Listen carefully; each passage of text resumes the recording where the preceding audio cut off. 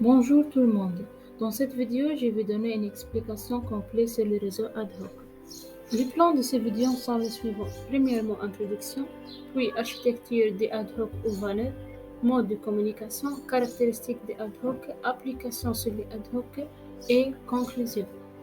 Tout d'abord, un réseau de communication peut être défini comme l'ensemble des ressources matérielles et logicielles liées à la transmission et l'échange des informations entre différentes entités. Suivant leur organisation ou architecture, les distances, les vitesses de transmission et la nature des informations transmises. Les réseaux font l'objet d'un certain nombre de spécifications et de normes. Avant de commencer, je vais expliquer l'acronyme des VANET. V, véhicule. Les nœuds de réseau sont des véhicules. Les A ad hoc. Les réseaux sans fil ad hoc sont des réseaux autoconfigurés et dynamiques dans lesquels les nœuds sont libres de se déplacer. Ils sont capables de s'organiser sans infrastructure définie préalablement. Net, c'est les networks réseau. Un réseau ad hoc est un réseau sans fil composé de deux nœuds ou plus, capable de communiquer entre eux sans aucune administration centralisée, contrôlée par des points d'accès. Chaque nœud dans le réseau fonctionne à la fois comme routeur et hôte.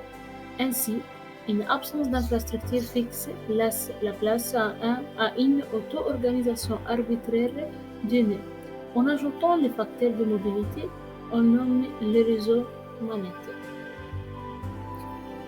Cette figure nous donnait une classification des réseaux pour situer notre notre réseau VANET. Donc, on a les réseaux généraux, les réseaux filaires et les réseaux non filaires.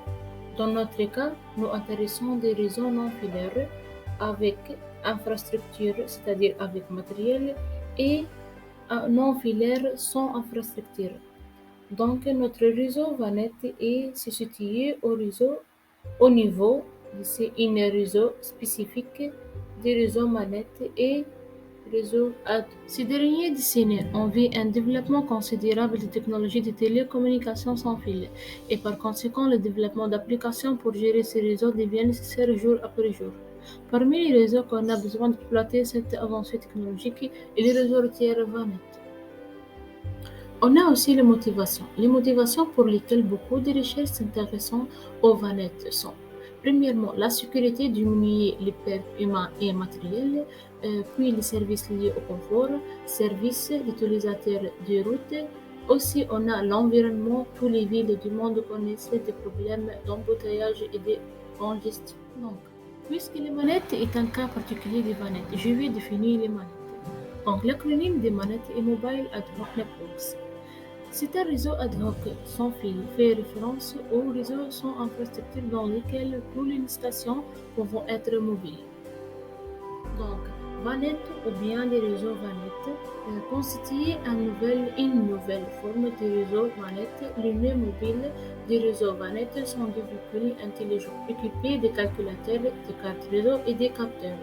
Comme tous autres réseaux ad hoc, les véhicules peuvent communiquer entre eux pour échanger les informations sur le trafic par exemple, ou avec des stations de base placées tout au long des routes pour demander des informations ou accès à. Donc ici il y a cette image, c'est-à-dire nous donner un modèle de réseau VANET et son mode de communication.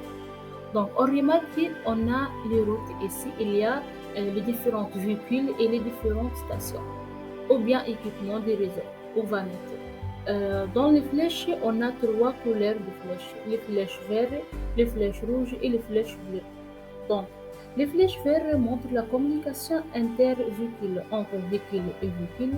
Il y a les flèches rouges aussi qui montrent la communication entre le véhicule et l'infrastructure, qui par exemple dans les cas du RAD qui s'appelle le RSU. Et il y a les flèches bleues qui montrent la communication entre infrastructure et infrastructure, c'est-à-dire entre les équipements du réseau des stations du réseau. Bien. Donc, le mode de communication VANET, comme vient le voir dans les réseaux VANET, on peut distinguer deux ou bien trois modes de communication. Il y a les VDV, la communication véhicule à véhicule ou intervéhiculaire. Il y a aussi les VDI, la communication véhicule à infrastructure. Aussi, parmi les infrastructures importantes, les RSI, l'abréviation de RAID, Site Unite.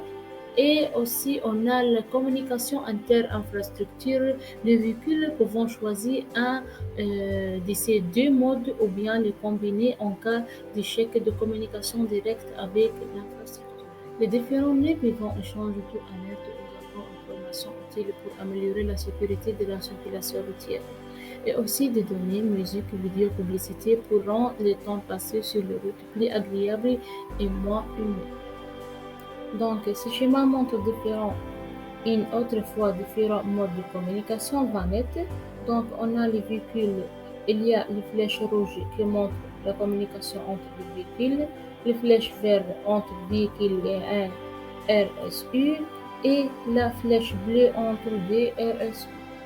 Donc, la caractéristique de vanette, donc c'est un réseau de communication dynamique. Il y a beaucoup de caractéristiques spécifiques.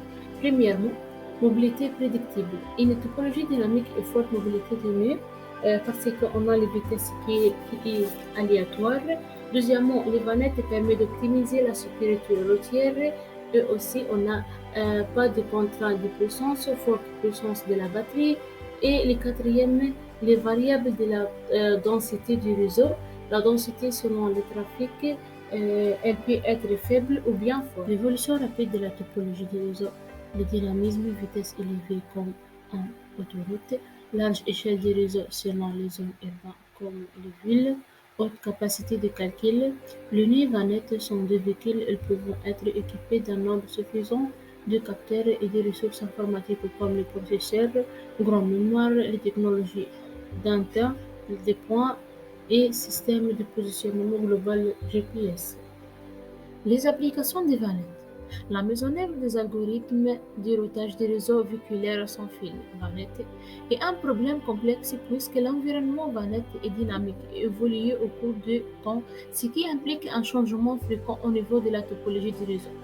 Afin de trouver une solution de ces problèmes, beaucoup d'applications sont développées pour optimiser la qualité des services QoS dans le réseau VANET.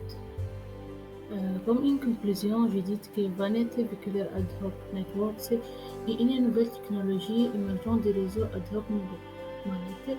Les nœuds mobiles sont les véhicules intelligents équipés de matériel à très haute technologie, calculateurs, radars, systèmes de géolocalisation, GPS, différents types de capteurs et périphériques réseau. Développer des applications pour la bonne gestion et une forte QoS de VANET devient une nécessité. Donc, merci pour votre attention.